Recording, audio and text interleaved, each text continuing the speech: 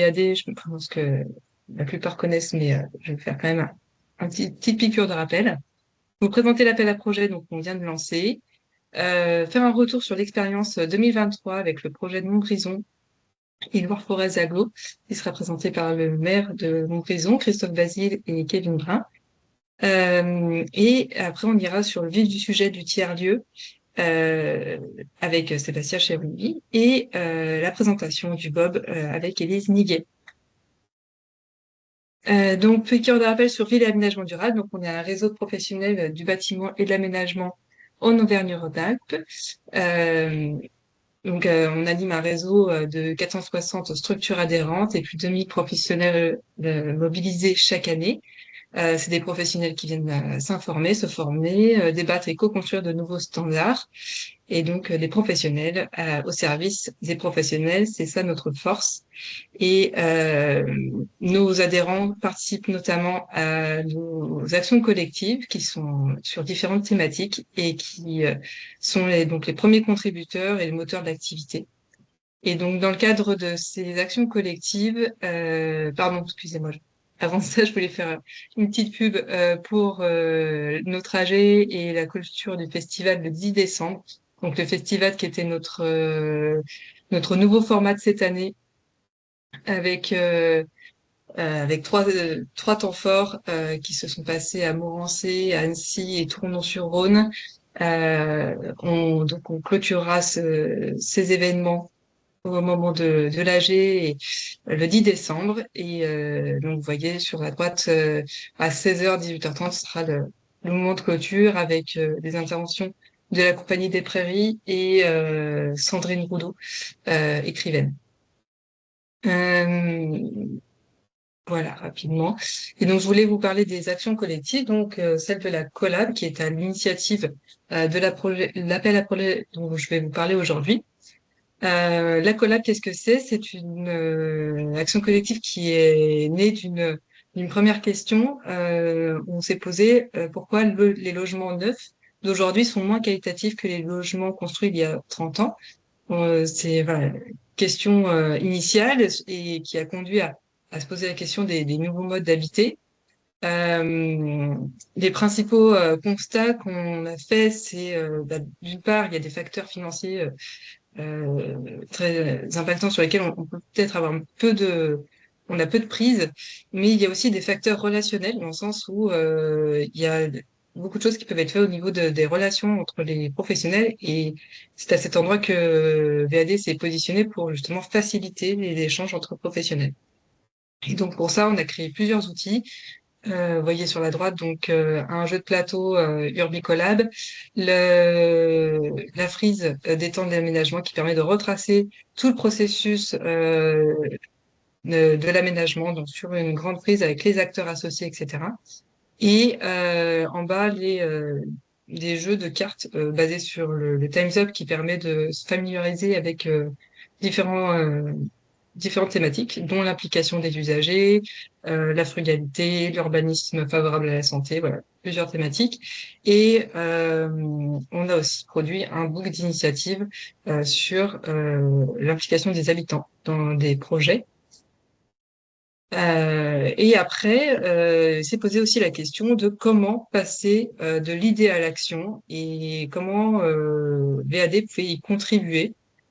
C'est ainsi qu'en 2022 est né donc un premier appel à projet concentré autour de l'idée d'habitat, sur comment on peut imaginer l'habitat autrement, un habitat qui soit frugal, désirable, accessible et abordable. Et donc ce premier appel à projet a permis d'avoir donc 7 réponses de collectivités territoriales, qui a permis de faire émuler plein d'idées lors d'une journée workshop en 2023 autour de 4 projets de 4 collectivités.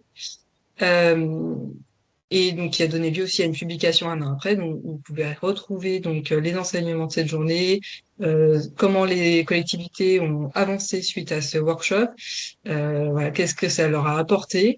Et donc, voilà, on a eu des conclusions très positives suite à ce workshop, et donc on a eu l'envie de réitérer l'exercice Et donc, vu que c'est un événement qui est appelé à se répéter, on lui a donné un petit nom, les ateliers de la collab, vu que c'est à l'initiative de la collab. Et donc, on veut réitérer l'exercice autour de la question, enfin autour des projets de tiers-lieux. Euh, Initialement, donc l'économie de partage, mais illustrée à travers les tiers-lieux. Et donc, c'est un nouvel appel à projet qui est déjà en ligne et auquel on peut répondre jusqu'au 15 janvier et qui donnera lieu à un nouveau workshop, donc un nouvel atelier de la collab, le 8 avril 2025. Hop. Donc, les objectifs de cet atelier, qu'est-ce que c'est? Donc, c'est réfléchir d'abord collectivement, profiter de la vision croisée des experts pour enrichir votre projet avec des idées novatrices, des perspectives variées. Donc, là, c'est vraiment mettre à contribution le réseau VAD qui est plurimétier, pluridisciplinaire. Et ça a été vraiment la force de l'événement qu'on a fait en 2023. Dans le cas de celui qu'on fait en 2025, l'idée, c'est de faire émerger des tiers-lieux. L'atelier doit vous aider à faire aboutir votre projet de tiers-lieu en répondant au mieux aux enjeux et aux besoins de votre territoire et de ses habitants. Et enfin, décaler le regard, profiter d'une journée pour prendre de la hauteur sur votre projet et le challenger. Donc, c'est là aussi le vrai intérêt du réseau VAD, c'est de pouvoir prendre de la hauteur, sortir le nez du guidon et pouvoir élargir son regard grâce à ces visions croisées. Donc, l'appel à projet est déjà en ligne, comme je vous disais, il se clôture le 15 janvier. Donc, pourquoi des tiers-lieux? J'ai déjà un peu dit, car ce sont des outils de développement territorial qui encouragent la coopération, le partage de savoir, de compétences et d'espace, donc les concours d'économie de partage, euh, voilà, qui encouragent vraiment la coopération, la solidarité, etc. Pour qui les collectivités qui se posent la question d'initier un tiers-lieu ou qui démarrent tout juste un projet de tiers-lieu. Pourquoi les collectivités spécifiquement? Parce que d'une part, on pense que c'est les principales actrices qui forgent en fait les territoires et qui peuvent vraiment aider à dessiner les territoires de demain. Et puis parce que notre réseau est encore, enfin, on a encore peu de collectivités au sein de notre réseau, donc ça permettrait aussi de renforcer la pluralité au sein de notre réseau que de s'adresser davantage aux collectivités.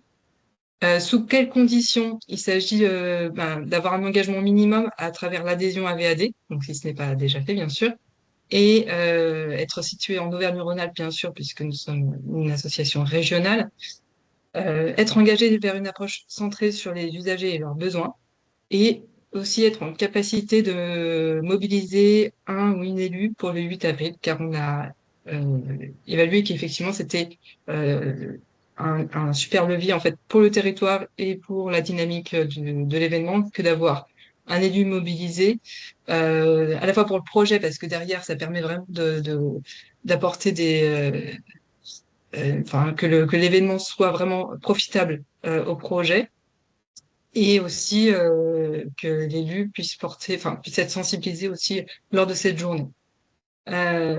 Donc voilà. Et pour répondre, c'est très facile. Donc c'est un formulaire en ligne. Voilà. Je vais bientôt passer la parole du coup à Christophe Basile et Kevin Brun, qui j'espère sont bien là. Il me semble qu'ils sont arrivés. Mais si jamais, est-ce qu'il y en a qui ont des questions par rapport à cet appel à projet là, au regard des informations que je viens de transmettre?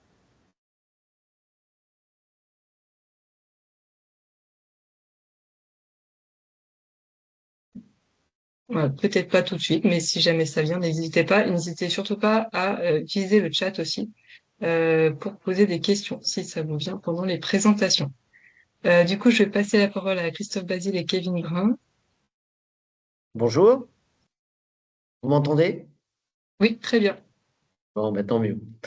Bien, bonjour à toutes et tous. Merci de m'avoir connecté. Alors, Christophe Basile, je suis maire de la ville de Montbrison et président de l'AGLO, de Loire-Foire Agglomération, qui est une agglo qui comporte 87 communes pour 110 000 habitants. La ville de Montbrison, elle, c'est une commune de 16 000 habitants, c'est une ville moyenne, cœur de ville.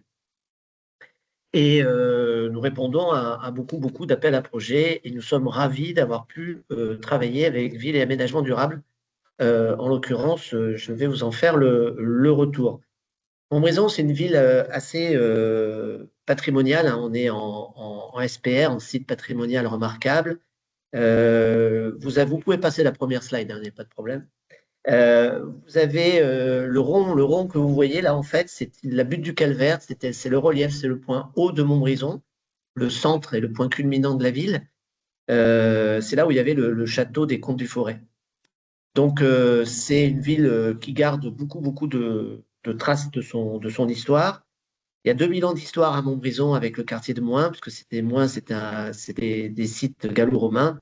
Et puis, Montbrison, c'est plutôt moyenâgeux et Renaissance. On a donc 19 monuments classés historiques et un centre-ville éminemment dépendant, et c'est bien normal, de l'avis de l'architecte des Bâtiments de France. C'est la raison pour laquelle, dans le dispositif Cœur de Ville, on a tout de suite travaillé avec lui. Il est en permanence avec nous dans les réunions et on avance au fur et à mesure avec l'architecte des Bâtiments de France, bien évidemment.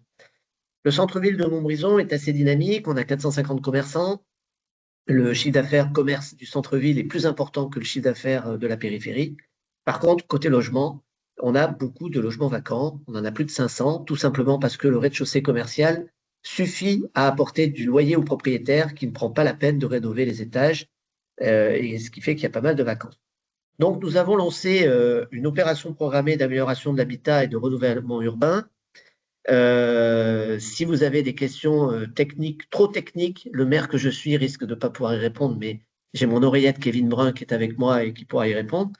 Donc, cette opération qui a été lancée, c'est la première fois que l'on fait du renouvellement urbain. Il n'y en a jamais eu auparavant. Il y a déjà eu des opérations programmées d'amélioration de l'habitat, mais renouvellement urbain, c'est la première fois. Donc, suite à une étude, on a localisé 2 îlots prioritaires, l'îlot rue Saint-Jean, qui est en bleu, et l'îlot rue Martin-Bernard, qui est plutôt en vert. On va rentrer un petit peu dans le détail. Ce sont des immeubles stratégiques. Là, vous avez celui qu'on appelle, nous, l'îlot Constant.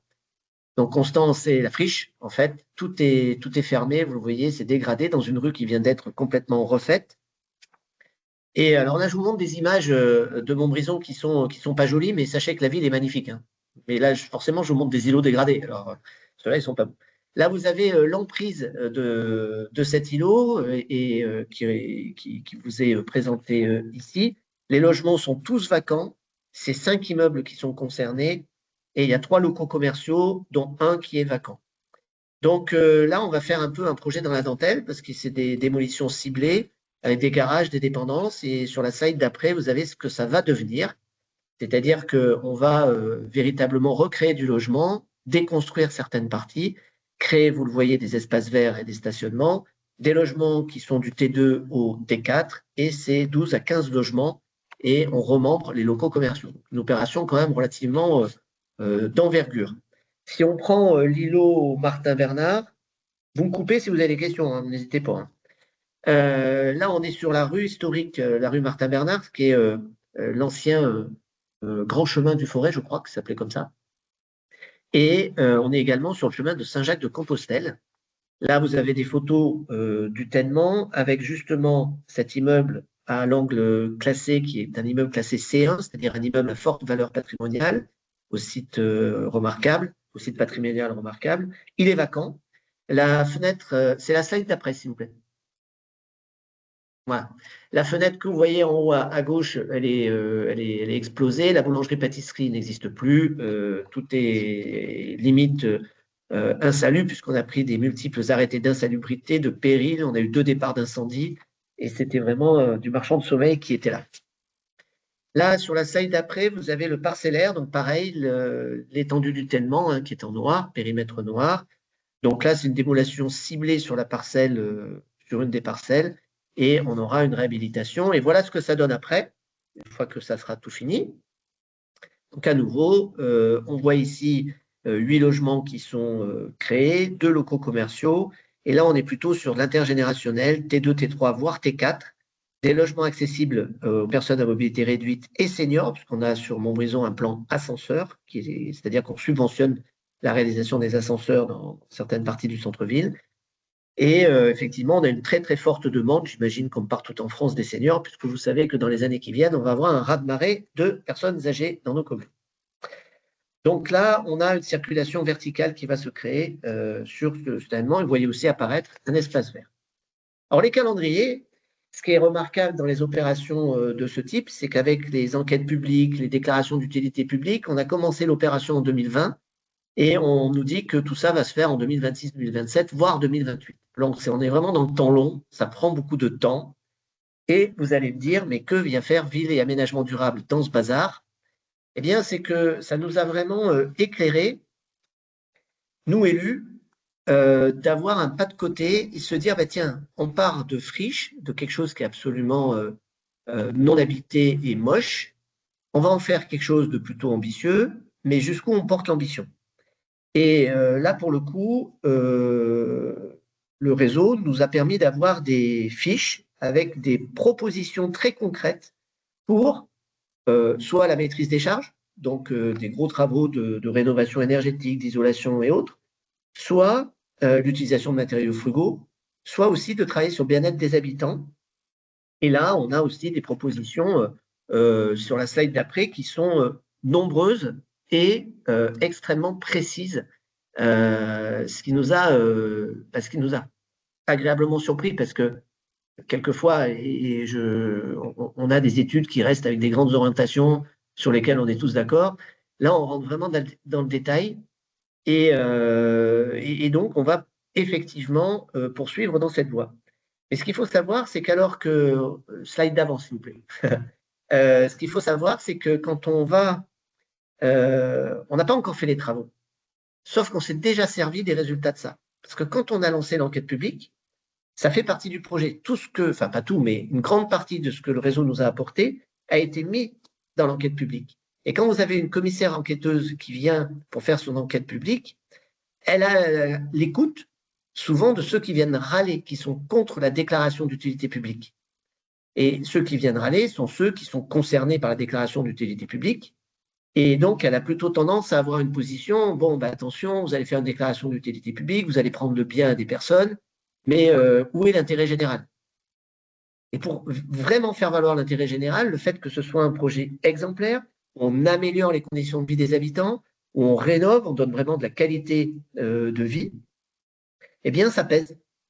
Et on a eu une enquête publique qui s'est révélée extrêmement favorable, et ça a beaucoup contribué au regard de la commissaire enquêtrice. D'autre part, ça va nous servir maintenant au cahier des charges des futurs opérateurs. On va mettre un certain nombre de choses dans le cahier des charges des futurs opérateurs. Alors ensuite, nos architectes ont travaillé sur le plan de végétalisation des cœurs d'îlots, c'est-à-dire qu'au travers des idées qui sont venues du réseau, alors ça c'est un plan en négatif, c'est-à-dire que ce qui est blanc c'est le bâti, ce qui est vert c'est ce qui est végétalisé, et ce qui est noir c'est ce qui est imperméabilisé. Et l'atelier de ville et aménagement durable, vous nous avez fait une proposition que je trouve assez séduisante parce que nous, on a fait de notre côté, quand on a voulu lancer les rénovations dans Montbrison et faire que la qualité du bâti s'améliore, on a fait un appel à rénovation exemplaire.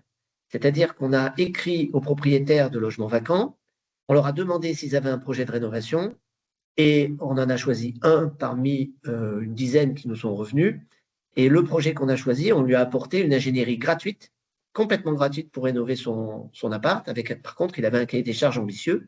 Et on a montré à tout le monde qu'on pouvait rénover une maison de ville et y mettre des familles et de façon extrêmement qualitative. Donc, ça a incité les autres à le faire. Alors, ils n'avaient pas l'ingénierie gratuite pour les autres, mais n'empêche qu'on leur a démontré que c'était possible. Là, vous nous avez proposé quelque chose qui ressemble un peu à ça, c'est-à-dire que vous nous proposez de lancer un appel à projet de végétalisation des cœurs d'îlots auprès des acteurs privés. Donc, on pourrait exactement proposer la même chose, c'est-à-dire nous, on fait notre opération, on montre que c'est possible de retravailler des îlots avec de la végétalisation et des espaces de verdure privés finalement, privés partagés, mais privés. Et là, on pourrait s'intéresser effectivement aux acteurs privés, voir sur cette carte tout ce qu'il est possible de désimperméabiliser sous la forme d'un appel à projet, avec pourquoi pas des aides techniques et financières, comme on fait sur un plan façade actuellement, parce qu'on a aussi lancé un plan façade sur Montbrison. Donc voilà, simplement pour témoigner que Ville et Aménagement Durable, pour Montbrison, vous nous avez donné plein d'idées et on vous en remercie. Et si je suis culotté, vous revenez quand vous voulez, vous serez les bien reçus. Ah, je vous entends pas, vous avez pas mis votre micro. Merci beaucoup. Merci beaucoup. C'était super instructif et effectivement, on sera heureux de pouvoir faire une visite du coup dès que les travaux ont recommencé ou qu'il y aura des avancées sur le site. Mais si ça vous dit, on va inaugurer fin 2025 la requalification de notre friche GG, qui est un Mhm. tenant d'un hectare et demi, sur lequel apparaît 66 logements, une place de marché, une crèche, une maison médicale, une végétalisation là aussi assez exemplaire. C'est le site qui a fait venir le président de la République, Emmanuel Macron, quand on a lancé l'opération. Donc c'était une friche industrielle. Je ne sais pas si vous avez joué avec les jouets GG. La poupée Mhm. Caroline, par exemple, c'était fabriqué à Montbrison. Et on va inaugurer D'accord, ça en 2025. Voilà. très bien, c'est noté. Merci beaucoup pour votre Je vous en prie. intervention et donc pour tous ces enseignements. Est-ce qu'il y a des questions? Je regarde en même temps le chat.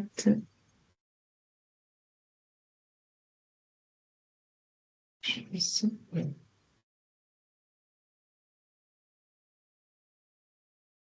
Je peux passer une question. En tout cas, voilà, je vois que vous avez bien retenu l'apport de VAD pour ce projet et donc vous le conseilleriez à d'autres élus, à d'autres collectivités Ah, ben, de c'est participer. déjà fait. C'est déjà fait, puisque quand je vais dans le cadre de Cœur de Ville à Paris pour parler du renouvellement urbain, on parle de votre action. Ok, voilà, c'est super, c'est parfait. Ben, écoutez, passez une bonne après-midi, bon courage à vous tous. Merci, bonne journée. Au revoir.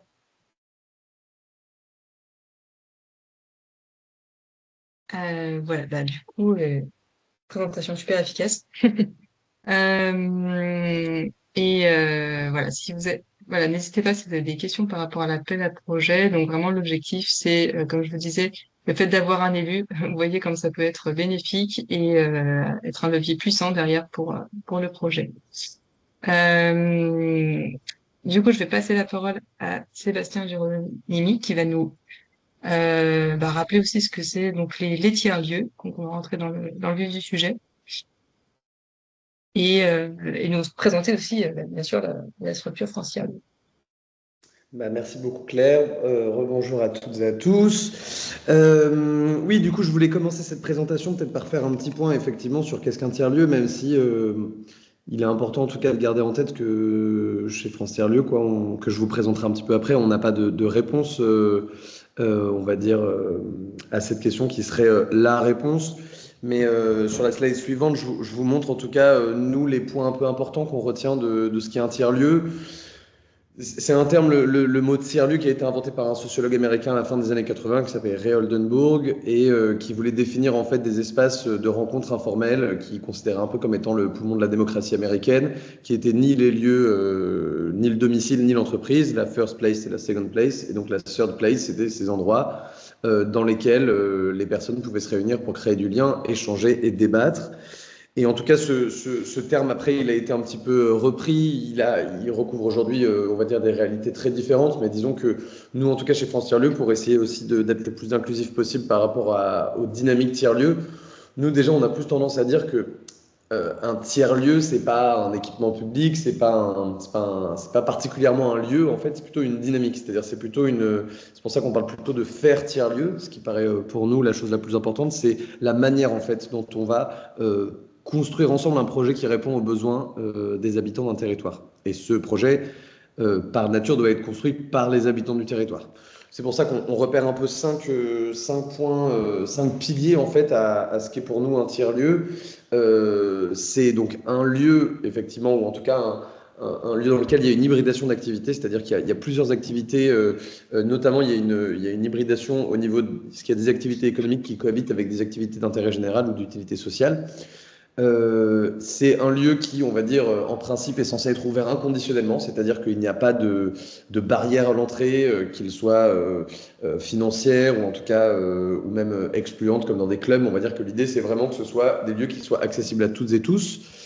C'est des projets qu'on décrit un peu comme des projets d'entrepreneuriat de territoire parce que un tiers-lieu, c'est pas quelque chose qui se pose sur un territoire dont on n'est pas originaire. Disons que vraiment l'idée, en tout cas, c'est de se dire que c'est les habitants d'un territoire qui vont construire un projet pour répondre à leurs propres besoins. Après, il y a un autre point qui est très important et qui rejoint un peu la citation que je vous ai mis en dessous, c'est de dire que ce sont des lieux de coopération. Ça paraît évident parce que dans les tiers-lieux se croisent des acteurs très différents, mais surtout des lieux de libre contribution.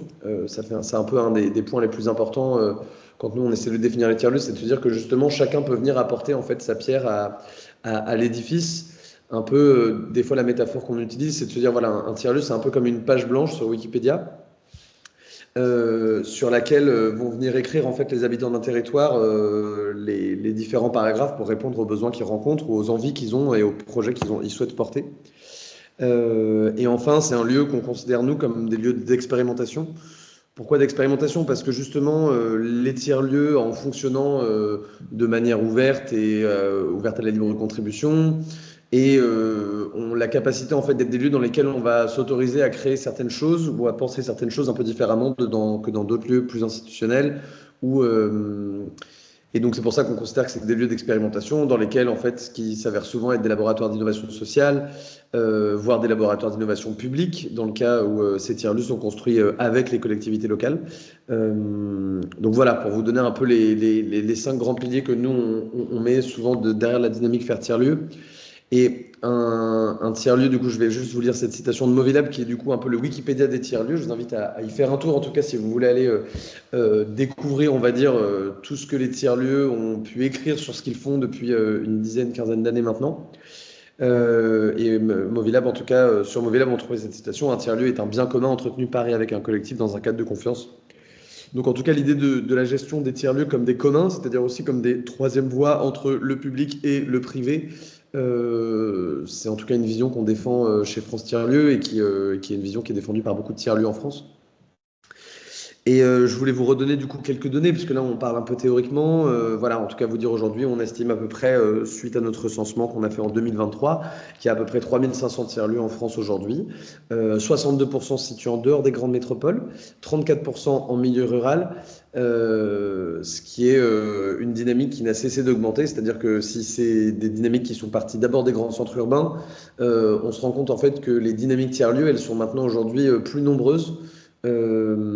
Et tout aussi vivace en milieu rural, milieu en fait dans lesquels il y a un véritable besoin de recréer de la coopération, de recréer du lien social, de relocaliser le tissu économique, de repenser l'intergénérationnel, de repenser les formes de mobilité, l'accès à la culture. Voilà. Donc en tout cas, les problématiques que rencontrent les milieux ruraux aujourd'hui, on se rend compte que les tiers-lieux en fait sont des projets qui sont très à même d'y répondre, on va dire, en tout cas en fonction de ce qu'ils proposent, mais c'est bien souvent le cas.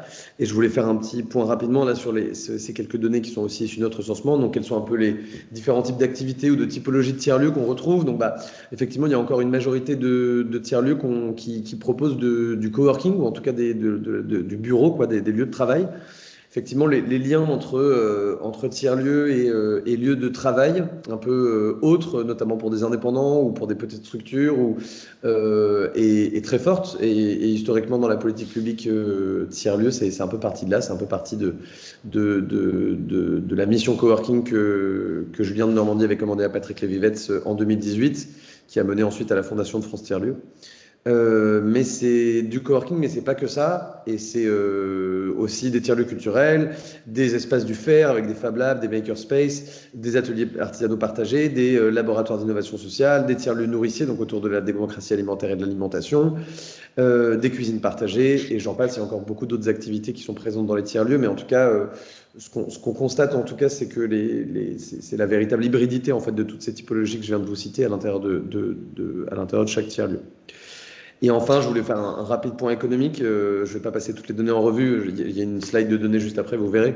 C'est 882 millions d'euros de chiffre d'affaires par an, donc directement dans les territoires, avec 46% des lieux qui sont engagés dans l'économie circulaire et le réemploi. et plus de 50 000 structures économiques hébergées, 130 000 bénévoles. Donc voilà, c'est un vrai mouvement qui appartient en très grande partie à l'économie sociale et solidaire, puisque environ 50% des tiers-lieux sont gérés par des associations de la loi 901, une vingtaine de pourcents sont gérés par des structures de l'économie classique comme des SA ou des SARL, et ensuite le reste est géré par des coopératives, par des collectifs informels ou par des collectivités. Et donc peut-être après, Claire, si tu veux bien la slide Il y suivante. a juste une question, Bien, il y a quelqu'un qui a levé la main.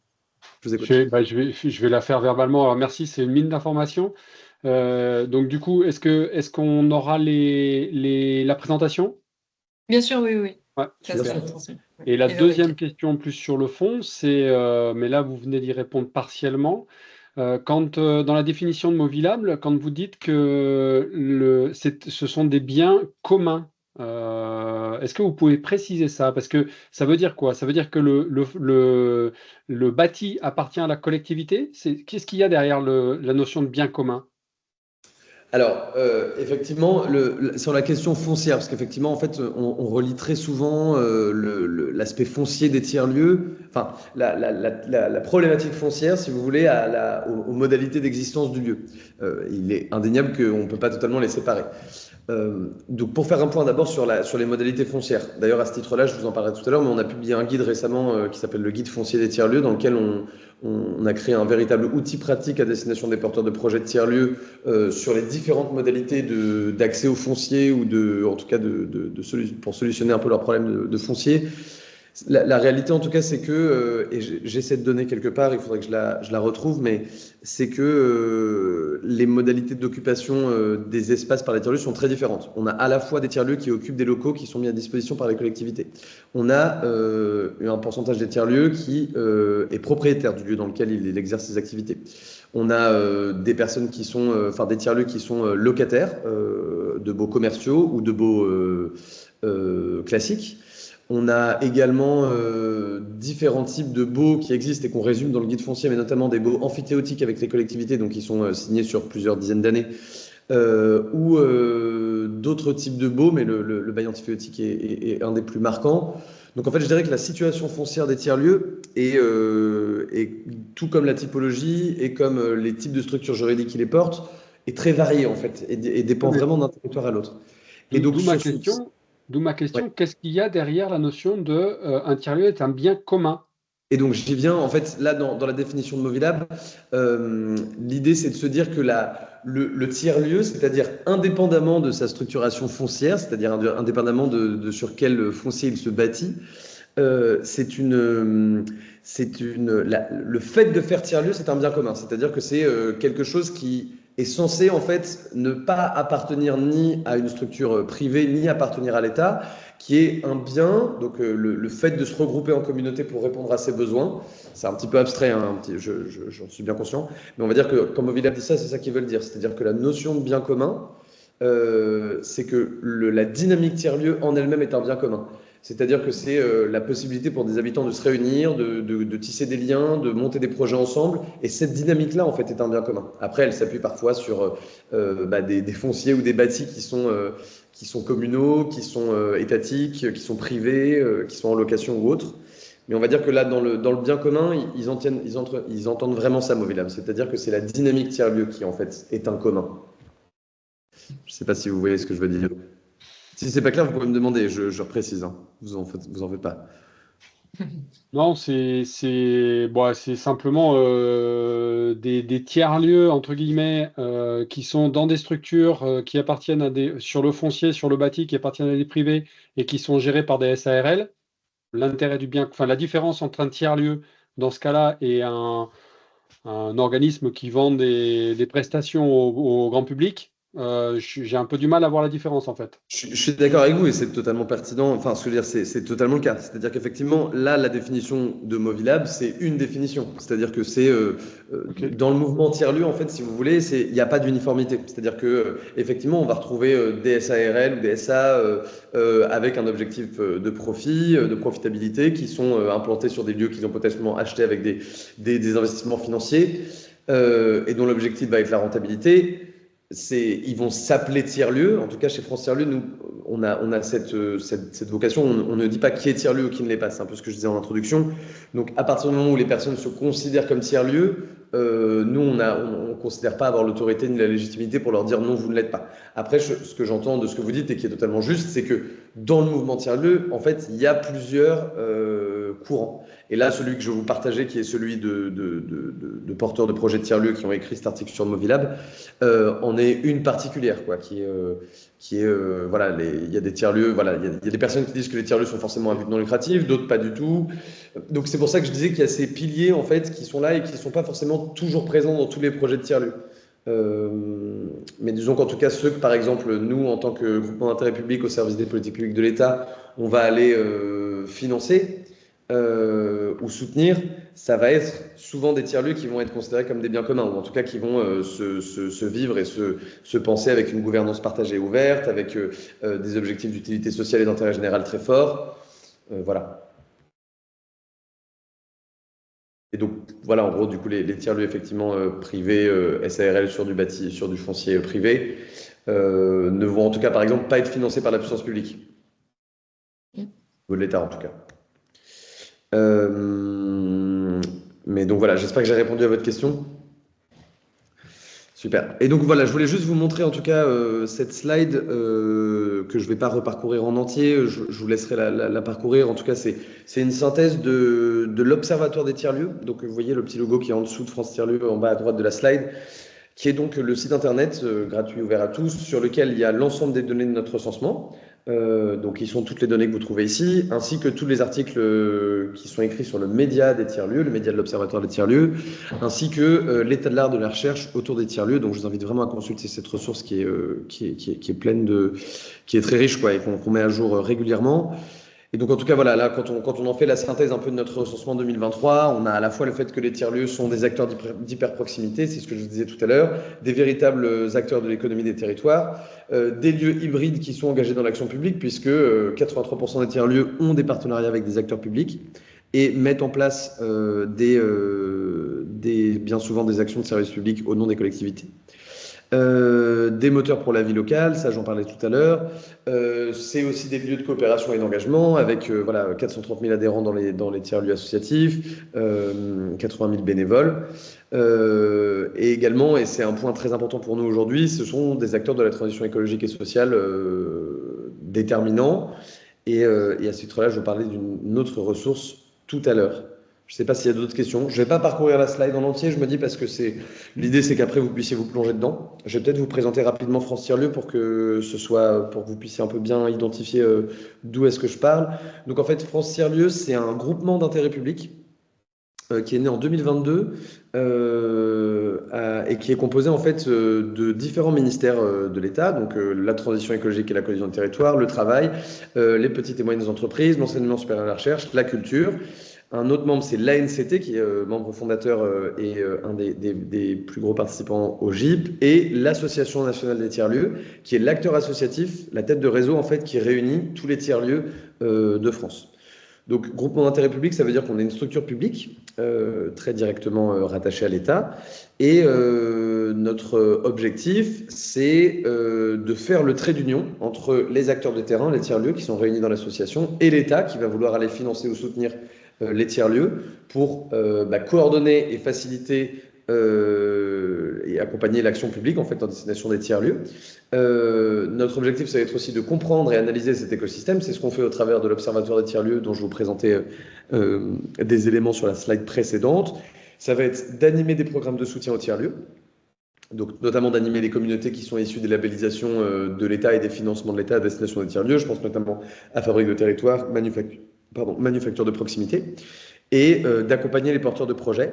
Et je vous détaille un peu plus précisément nos actions sur la slide suivante, où donc effectivement on anime du coup 3 politiques publiques de l'État. Non, ouais, c'est là. Donc la politique publique Fabrique de territoire, qui a été lancée en 2019 et dont la dernière vague a été annoncée là en octobre 2024. Donc il y a à peu près je ne sais plus exactement le nom, mais 400 fabriques de territoire qui ont été labellisées jusqu'ici, pour un montant total investi par l'État de 57 millions d'euros, avec l'objectif de financer des tiers-lieux un peu partout en France, ou des consortiums de tiers-lieux qui pourraient agir comme lieux ressources, qui pourraient à la fois essaimer le modèle tiers-lieu auprès de d'autres porteurs de projets et qui ont eu un impact déterminant sur leur territoire, qu'ils soient en milieu rural ou en QPV. Le programme Manufacture de proximité, qui lui a été porté par le ministère de la Cohésion du Territoire et la branche TPE-PME de Bercy, avec 30 millions d'euros d'investis sur 3 ans, avec 100 tiers-lieux dédiés, eux, à la production. Donc quand on dit tiers-lieux de production, c'est des tiers-lieux en fait dont la majeure partie de l'activité se concentre autour de l'artisanat, de la production locale, avec un objectif de relocalisation de la production et de soutien aux filières locales et à l'artisanat d'art au travers de cette politique publique. Et enfin, Definov, qui est donc la politique publique qui a été mise en place et appliquée par les régions directement, enfin déléguée aux régions, mais mise en place par l'État pour favoriser l'accueil de formation dans les tiers-lieux, pour faire en sorte que les tiers-lieux deviennent des lieux de formation au service qui puissent recevoir des formations, des organismes de formation directement dans les tiers-lieux, à la fois pour soutenir leur modèle économique, mais aussi pour faciliter les coopérations et les rencontres. Et enfin, pour terminer de vous dire un peu nos actions, on a donc cet observatoire des tiers-lieux dont je vous parlais un petit peu avant, avec donc une partie média, une partie recherche, une partie données, une communauté des acteurs publics engagés qu'on a appelée la CAP et dont je suis l'animateur. Donc s'il y a des acteurs et des actrices publiques parmi vous, n'hésitez pas à me faire signe si vous souhaitez rejoindre cette dynamique-là. L'objectif de la communauté des acteurs publics, c'est à la fois de réunir des agents et des élus qui travaillent sur les tiers-lieux un peu partout en France, afin qu'ils puissent partager les défis et les réussites auxquels ils ont été confrontés dans l'accompagnement ou dans l'impulsion de projets de tiers-lieux sur leur territoire.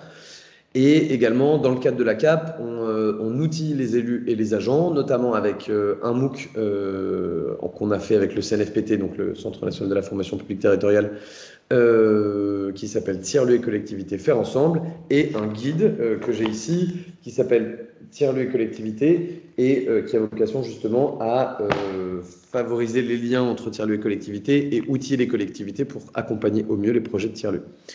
Et enfin, 2 derniers points, une biennale rencontre nationale des tiers-lieux qu'on tient tous les 2 ans, qui s'est tenue cette année à Toulouse début octobre, dans laquelle on essaie de rassembler tout l'écosystème pour faire un grand moment de réflexion collective sur où en est le mouvement tiers-lieux et où est-ce qu'il va demain. Et enfin, un programme très important qui est notre programme d'accompagnement en ingénierie des porteurs de projets privés de tiers-lieux. Quand je dis privé, c'est non public. Avec 3 millions d'euros sur 3 ans qui est investi pour donner de l'ingénierie aux porteurs de projets, à la fois sur le foncier, l'animation et tout autre type de thématique dont ils pourraient avoir besoin. Et tu peux passer à la slide suivante, Claire. Je ne sais pas s'il y a des questions sur ça déjà ou... Non, bah je continue dans ce cas. Donc oui, voilà, là je vous ai un peu résumé tout ce que fait France Tiers-lieux aujourd'hui, donc avec le guide tiers-lieux collectivité, donc différentes publications. En tout cas, j'y reviendrai si vous avez des questions plus précises, mais voilà, en tout cas, ça vous donnera un aperçu de tout ce qu'on fait, des partenaires avec lesquels on travaille, donc à la fois France Travail, la Banque des Territoires, le CNFPT, les PTCE, le Pass Culture, le GIP Café Culture et Atout France. Voilà un peu pour l'ensemble de nos partenaires. Et Claire, je veux bien que tu avances à la slide suivante. Ah oui. Pardon. J'arrive, ouais. Et là, voilà, je voulais vous donner un peu quelques petits éléments, parce que c'est un peu ce qu'on avait cadré avec Claire aussi, de se dire, bon, bah voilà, quels sont les enjeux, en fait, en tant qu'acteur public pour aller, on va dire, initier des tiers-lieux, ou en tout cas, initier les dynamiques tiers-lieux, ou soutenir ceux des territoires. Donc, en tout cas, c'est donc tout ce que je vous donnerai là comme information, c'est présent dans ce guide qui est en téléchargement gratuit sur le site de France Tiers-lieux. Et en tout cas, dans ce guide, nous, ce qu'on essaie de pousser, c'est de dire qu'effectivement, les collectivités sont les premiers partenaires des tiers-lieux. Ça, c'est absolument indéniable. Que 14% des projets de tiers-lieux en France sur les 3500 sont des projets portés à l'initiative d'une collectivité territoriale. et que il y a différents leviers en fait de soutien qui existent si on n'est pas à l'initiative soi-même du projet de tiers-lieu, que ce soit la subvention, la facilitation, la mise à disposition de foncier dont on parlait un petit peu juste avant. Et en tout cas, nous, c'est 3 grands conseils qu'on essayait de donner aux acteurs publics qui s'intéressent à la question des tiers-lieux, c'est de se dire voilà, qu'il y avait pour nous 3 un peu mots-clés dans les relations collectivité tiers-lieux. C'est à la fois co-construire, c'est-à-dire qu'on soit à l'initiative du projet ou que le projet soit né à l'initiative de citoyens.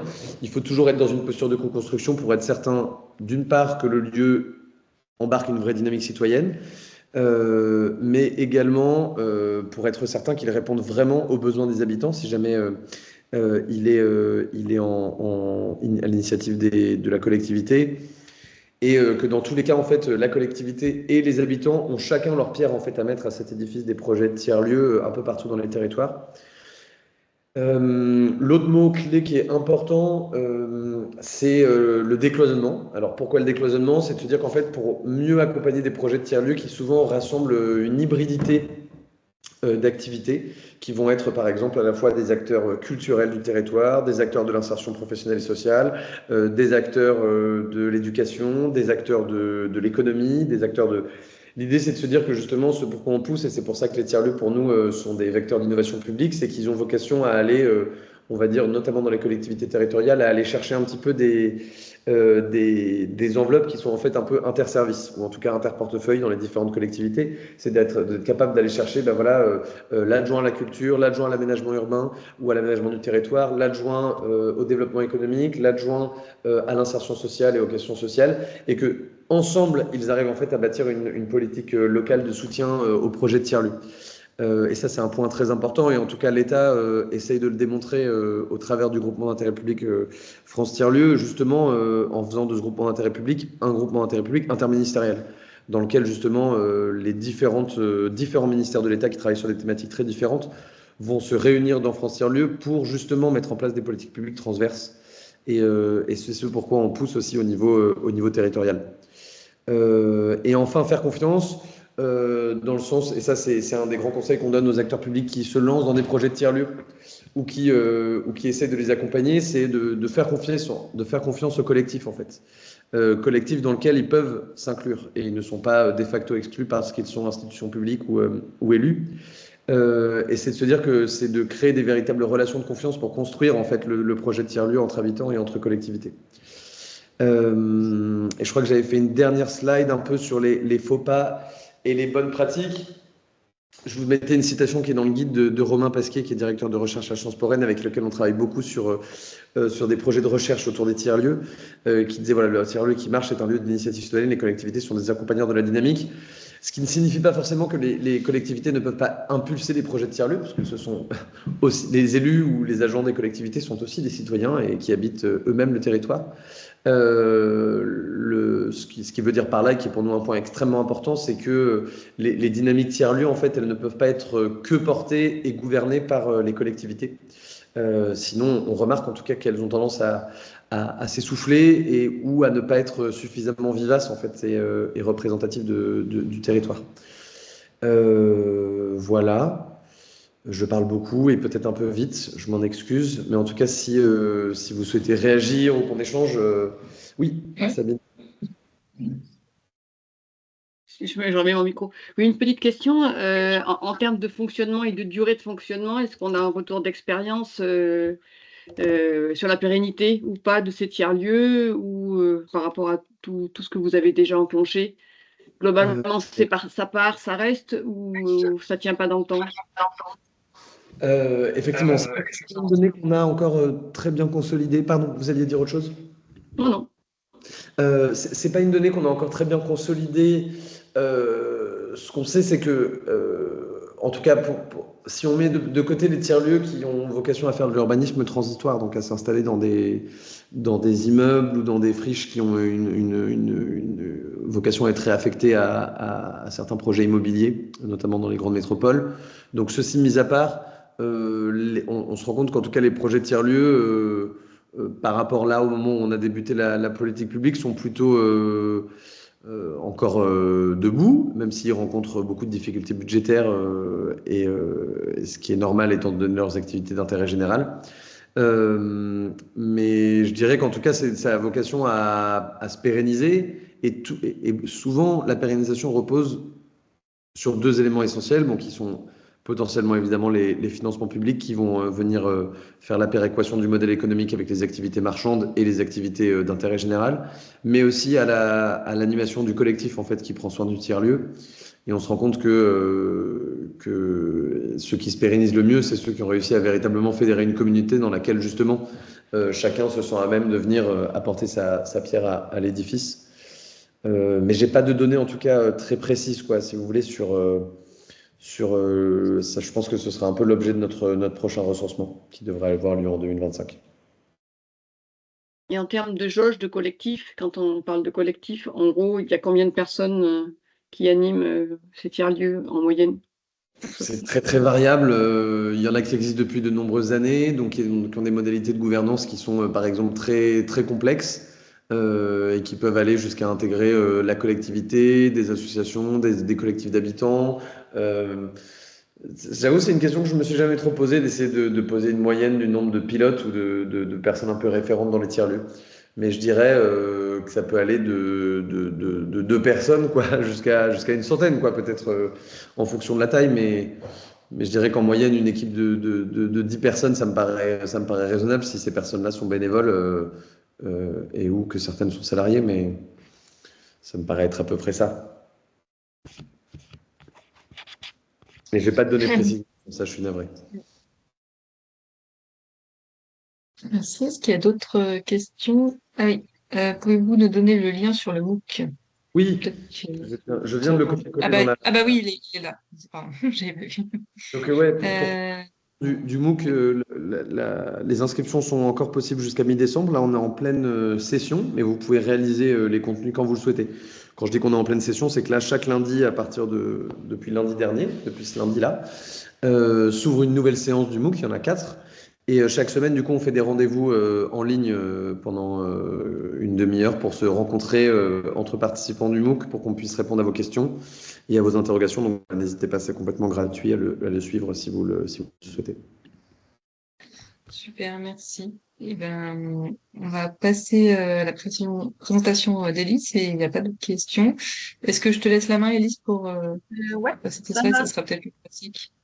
je vais partager ma présentation. Hop. Est-ce que vous la voyez toutes et tous? Oui, très bien. Ok, super. Du coup, je vais vous présenter le BOB, qui est le bâtiment ouvert aux bifurcations, qui est un tiers-lieu qu'on gère, nous, la coopérative Plateau Urbain.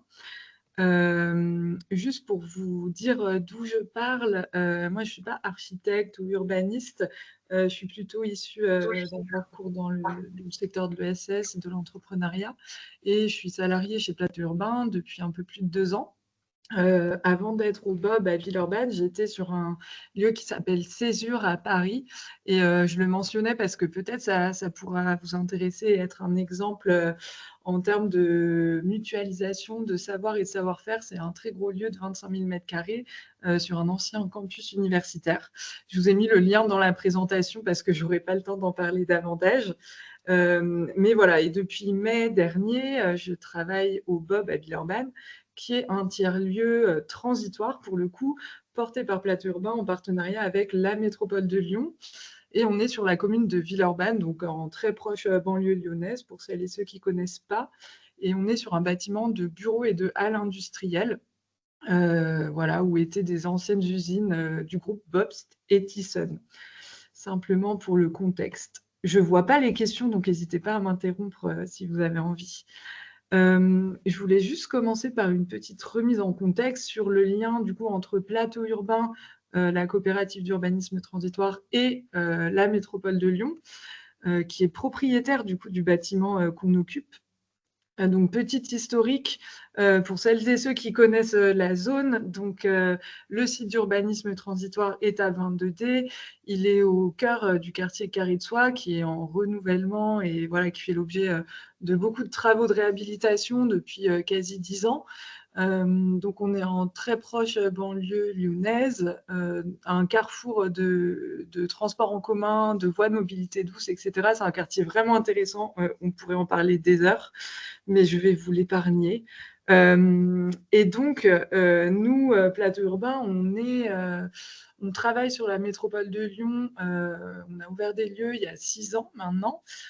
Et en fait, depuis l'année 2021, on est assistant maîtrise d'ouvrage pour la métropole de Lyon sur les projets d'urbanisme transitoire. On n'est pas tout seul, hein, on fait partie d'un groupement.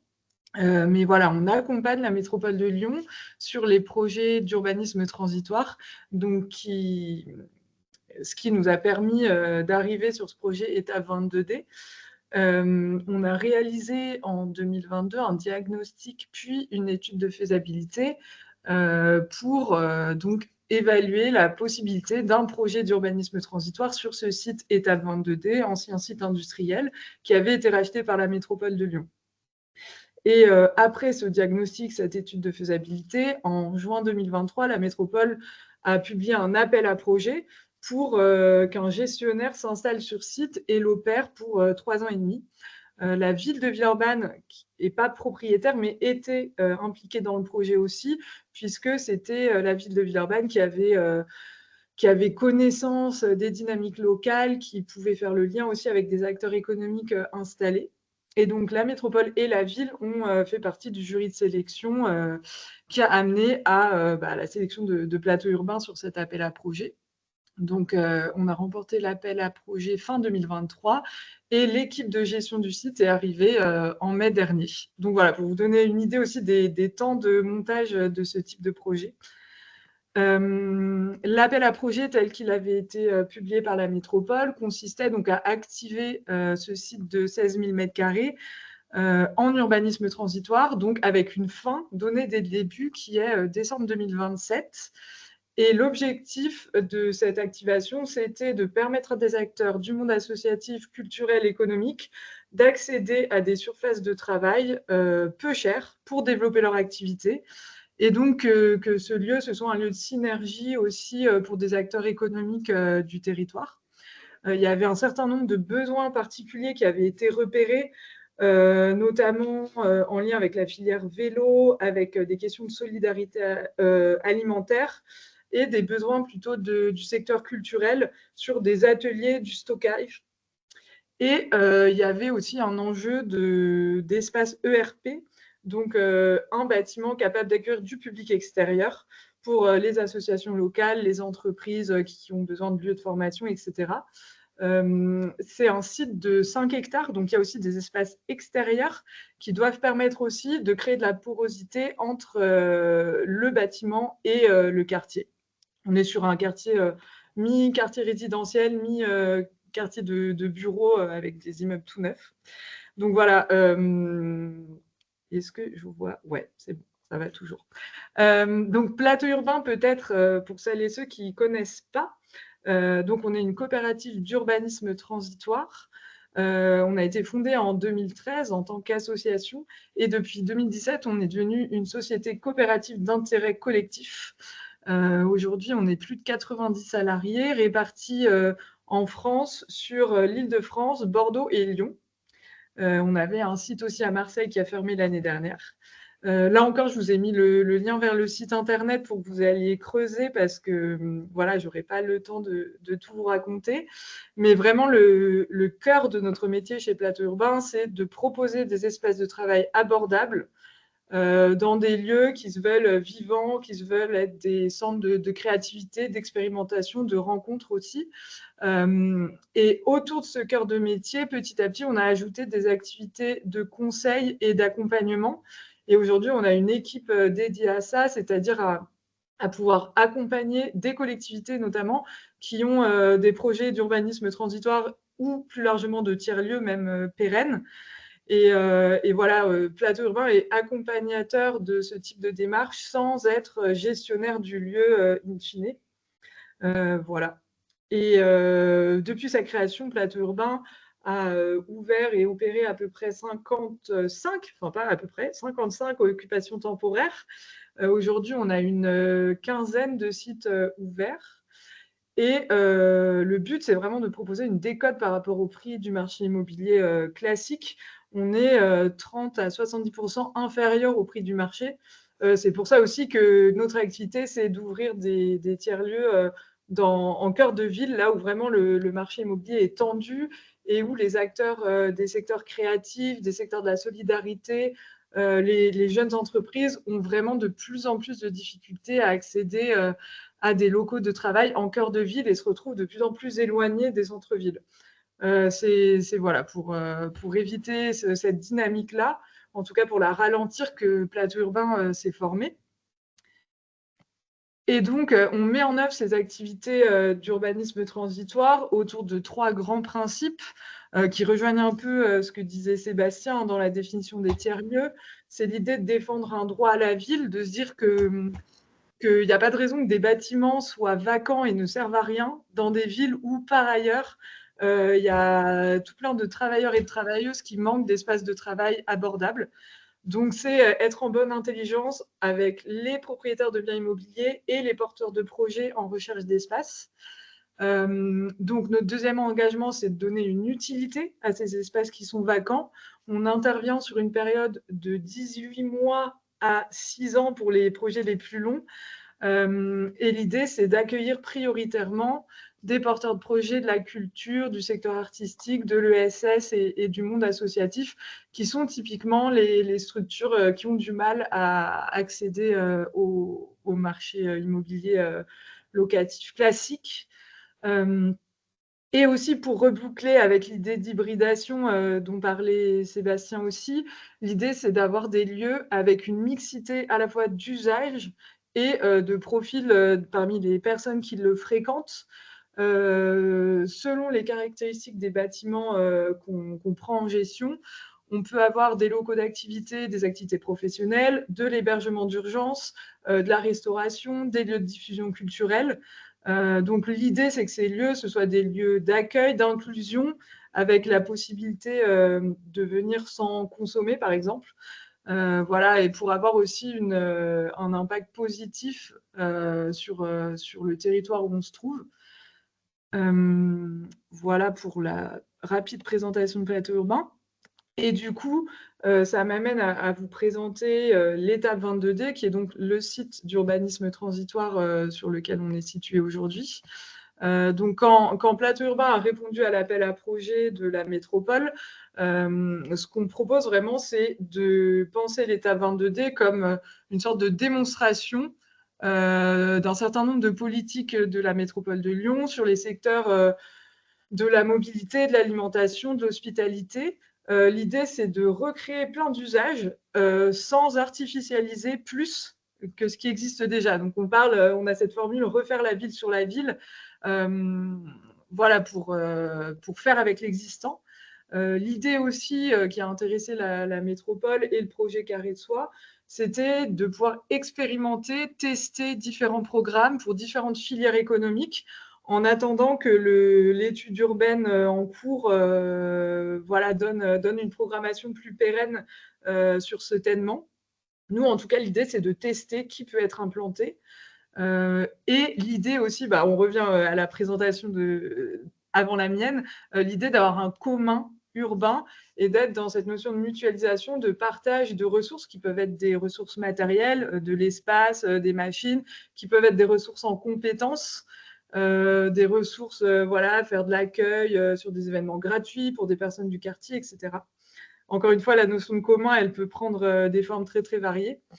Une des spécificités du site Étape 22D, c'est qu'il y a une coexistence entre les activités économiques, les porteurs de projets qu'on installe sur nos locaux, et de l'hébergement d'urgence. C'est une mixité qu'on travaille, nous, depuis le projet des Grands Voisins, ouvert en 2015 à Paris, que vous avez peut-être connu. L'idée que sur un même lieu, mettre des publics hébergés avec des parcours de précarité, de migration, etc., et des porteurs de projets qui ont une activité économique, Ça peut créer de la richesse, ça peut créer des interactions intéressantes et ça peut être une réponse aussi à un certain nombre de problématiques sociétales auxquelles on fait face en ville.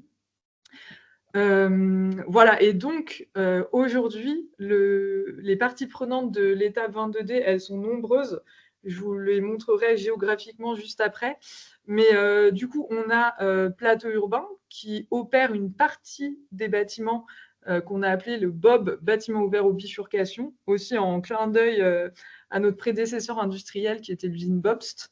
Au BOB, on a des porteurs de projets qu'on a installés, qu'on appelle les occupants et occupantes, mais dans les bâtiments voisins, sur l'étape 22D, sur la même parcelle, on a d'autres acteurs, donc Grand Plateau, qui est un lieu autour des mobilités durables, donc beaucoup d'acteurs de la filière vélo. On a 2 hébergements, Habitat Humanisme pour des femmes avec enfants en bas âge et Acoléa pour des jeunes majeurs. Et on a Indulo, qui est un démonstrateur industriel pour des publics scolaires, donc pour faire découvrir à des jeunes les métiers de l'industrie. Et on a sur un bâtiment un petit peu plus séparé d'une autre, Thyssen et Iloé, plutôt un pôle autour du réemploi et de la revalorisation des déchets.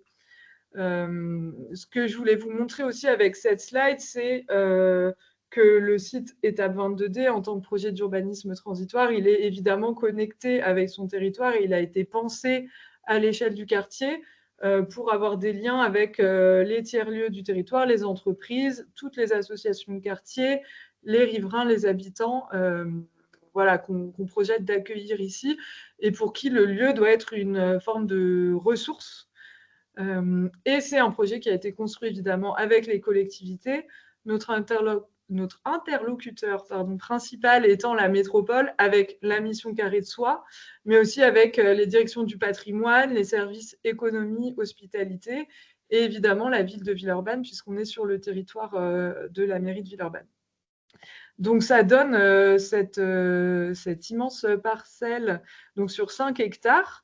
On a ici Grand Plateau dans le bâtiment bleu. Ici, sur la zone marron, c'est donc des modulaires qui ont été installés pour Acoléa, pour l'hébergement de jeunes en colocation. Et on a ici le bâtiment d'Indulo, donc le démonstrateur industriel. Habitat Humanisme est dans un autre bâtiment jaune ici. Et le reste, les 16 000 m² restants ici, c'est la partie qu'opère Plateau Urbain. Et donc, on a appelé le BOB, le bâtiment ouvert aux bifurcations, avec 13 000 m² de halles industrielles et 3 000 m² de bureaux. Voilà. Je te fais juste une petite alerte temps qui reste 10 minutes. Donc, ouais, voilà. Ça marche. Donc le BOB plus précisément, qui est cette partie activée et gérée par Plateau Urbain au quotidien. Donc c'est un projet qu'on a activé en mai dernier. Et notre façon de faire chez Plateau Urbain, c'est de publier un appel à candidature. On a une plateforme dédiée qui permet à tous les porteurs de projets en recherche de local de déposer un dossier de candidature. Et suite à ça, on organise des visites et ça nous permet d'installer les porteurs de projets dans le bâtiment. Aujourd'hui, on est à 44 structures installées, ce qui représente une centaine de personnes au quotidien sur site. Et le lieu n'est pas encore au complet. Je vous ai remis les critères de sélection voilà, que je vous laisserai lire tranquillement pour respecter le timing.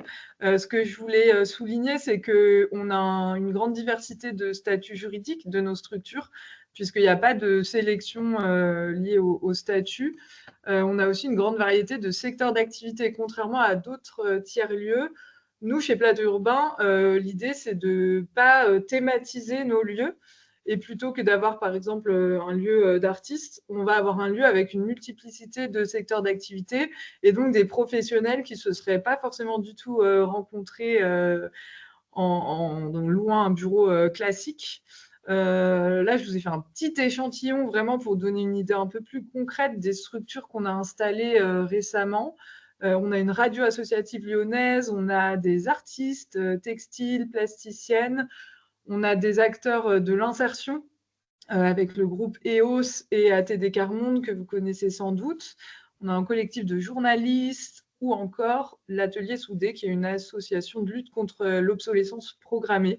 Donc tous ces porteurs de projets ont des usages évidemment et des besoins techniques très variés, mais on a cette chance d'avoir un bâtiment assez immense dans lequel on peut installer pas mal de projets.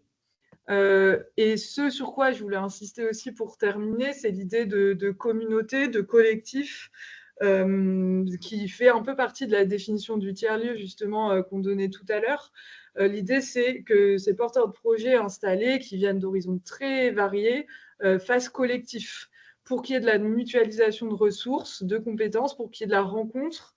Lutter contre l'isolement, pour certains travailleurs indépendants, c'est vraiment la raison de s'installer ici. Et faire en sorte que chaque membre de la communauté se sente à même de contribuer. Donc l'idée de libre contribution dont on parlait, elle est vraiment au centre. Nous, on aime bien dire quand les gens s'installent, le Bob, c'est ce que vous allez en faire en fait.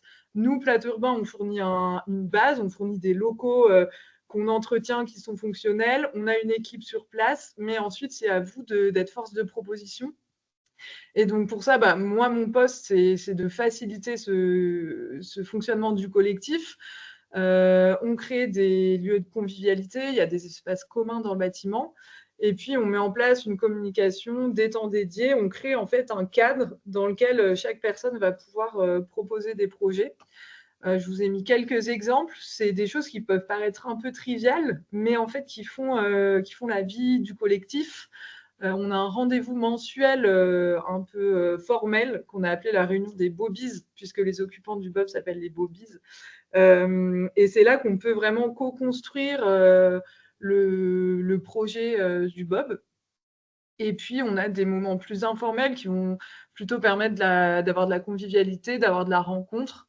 Voilà, donc des formats qu'on retrouve sur plein de lieux. Dernièrement, une session de ramassage des déchets, puisqu'on avait récupéré un site en assez mauvais état. Voilà.